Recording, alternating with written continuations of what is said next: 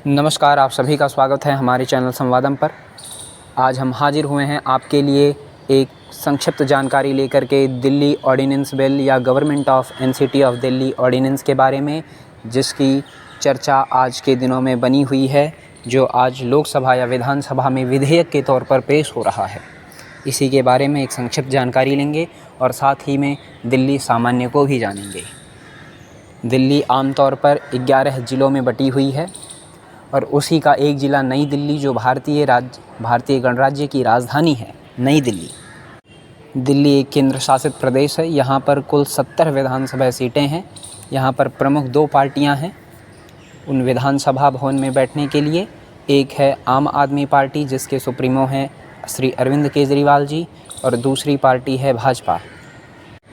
अरविंद केजरीवाल जी संख्या बल में 62 विधायकों के साथ सदन में बैठे हैं और वहीं भाजपा 8 विधायकों के साथ विपक्ष की भूमिका में विराजमान है। और दिल्ली के मुख्यमंत्री हैं श्री अरविंद केजरीवाल जी, और वहीं दिल्ली के उपराज्यपाल हैं श्री अरविंद कुमार सक्सेना जी। और दिल्ली किसी परिचय की मोहताज नहीं। भारत के संसद भवन, सुप्रीम कोर्ट और अन्य तमाम प्रकार की सरकारी या केंद्रीय संस्थाएं दिल्ली में ही मौजूद हैं।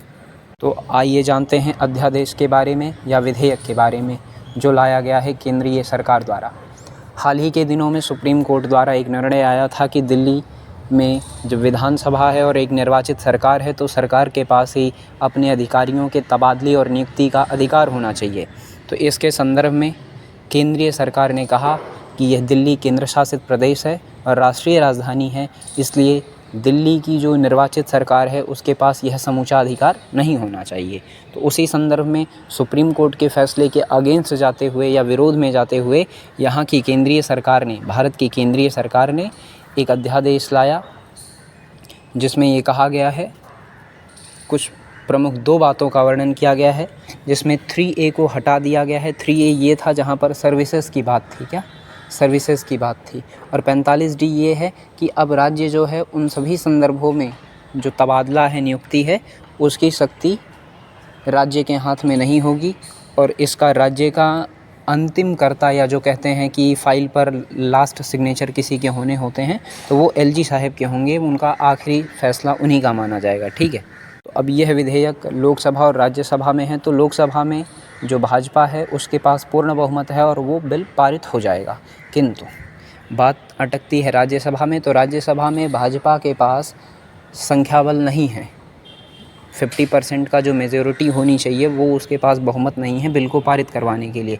किंतु यहाँ पर उसकी सहयोगी पार्टी या जो 2 दल हैं, भारतीय जो पार्टी की व्यवस्था के 2 दल हैं, एक आंध्र प्रदेश की YRSCP और BJD उड़ीसा से, ये दोनों समर्थन देने के आसार दिख रहे हैं, जो कि भाजपा को दे सकते हैं। और इनके लोग राज्यसभा में 9 सांसद हैं और भाजपा के पास इस दौरान 110 के आसपास सांसद मौजूद हैं। और भाजपा को केवल बहुमत के लिए 119 चाहिए। कितने चाहिए? 119 सांसद चाहिए। 119 सांसदों की बहुमत मिल जाए। भाजपा के पास 110 है और 9 और मिल गए। कोई भी दे दे, या BJD दे दे या आंध्र प्रदेश की जगनमोहन रेड्डी की सरकार दे दे, तो इससे ये बिल पारित हो जाएगा।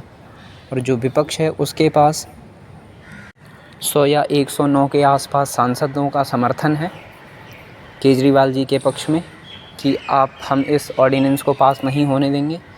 तो यहाँ पर जो न्यायोचित लगता है, यदि किसी चुनी हुई सरकार को अपने लिए अधिकारियों की नियुक्ति और तबादले और भी अन्य प्रकार की प्रशासन संबंधी व्यवस्थाओं के लिए यदि अधिकार ना हो, तो ये तो कहीं ना कहीं थोड़ा गड़बड़ है। और ये जो है राजनीतिक मंशाओं को या कुर्सी पर बने रहने की इच्छा को प्रबल करवाता है। हम सभी जानते हैं दिल्ली वह राज्य है, मंदिरों का है, मस्जिदों का है, गिरजाघर का है, गुरुद्वारे का है, चर्च का है। और दुनिया में जो केवल एकमात्र मंदिर बहाई धर्म वालों का है, वो भी दिल्ली में ही है। दिल्ली तो प्रेम और सौहार्द का नगर है। तो बाकी आप बताइए, आप सभी दिल्ली के वासी कमेंट बॉक्स में अपनी राय दें कि क्या केंद्रीय और राज्य सरकारों के मध्य इस तरीके के विवाद जनता के हितों के फैसले लेने के लिए बाधा नहीं बनते हैं। धन्यवाद।